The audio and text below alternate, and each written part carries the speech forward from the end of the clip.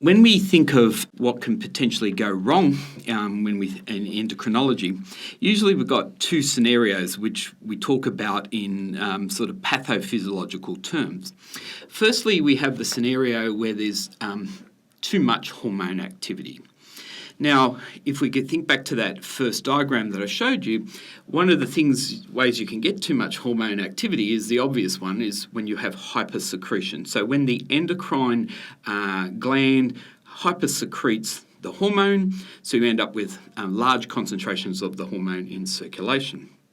However, remember those other components that we talked about that can affect the free biologically active fraction. One of the things that you see, particularly with steroid hormones, is the amount of plasma protein binding can change. And so often we have scenarios where there's reduced plasma protein binding that actually causes a shift in the equilibrium of that balance between most of the hormone is bound and only a free fraction is available for binding to the receptor. So if you've got reduced plasma protein binding, you clearly can shift that relationship and you'll have more free active fraction. The other thing that can happen sometimes too is we can have changes in metabolism or clearance. So if kidney function, for example, is altered, we might get changes in metabolic clearance of the hormone, and reduced clearance is going to result in higher circulating concentrations of the hormone and give us too much hormone activity. The last sort of cause of too much hormone activity refers to when we look at the receptor and the signal transduction pathways. What we can see is that you can get an excessive response to a hormone at the target tissue level. This is usually not, you get upregulation of receptors on the expressed on the cell membrane, which obviously cause greater response. But here what I'm talking about is more things that occur during from the receptor to the signal transduction pathway, in that you get excessive signal transduction as a result of the hormone binding to the receptor. Now, in G protein-coupled receptors, you can see this in very rare instances where you get excessive downstream signaling that gives you excessive physiological responses. Now, I emphasise this as relatively rare, but it can happen.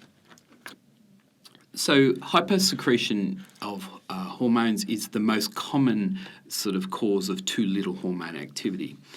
You may think for lipophilic hormones that we could get shifts in plasma protein binding, which also might decrease hormone activity. This is not seen. Okay, so already what we have is the plasma proteins are sequestering most of the hormone, and you don't tend to get further increases in plasma protein binding that would reduce your free biologically active fraction. However, with clearance, particularly in the kidneys, you do see at times there's increased clearance of hormones, and this results in too little hormone activity. So the increased excretion rate of hormones can lower the free biologically active fraction. The final one down the bottom, tissue resistance or insensitivity, is quite a relatively common sort of cause of too little hormone activity. And over time, more recent time, we've become to appreciate that this is a major cause of endocrine pathophysiology.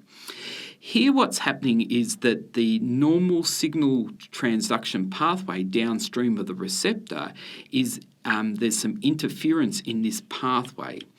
So what happens is there might be inhibitor molecules, intracellular inhibitor molecules that actually block the normal signal transduction pathway.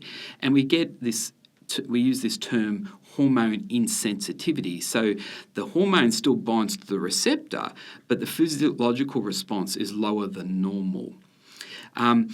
The difference, sometimes what we use is we often use the term insensitivity as some sort of development of, or reduced downstream signaling, and where we tend to use the term resistance to when we're talking about that there's full blockade of the actual signal transduction pathway. So tissue resistance or insensitivity is relatively common, and it is a cause of too little hormone physiological activity. A classic example of this is insulin insensitivity or resistance that occurs in type 2 diabetes.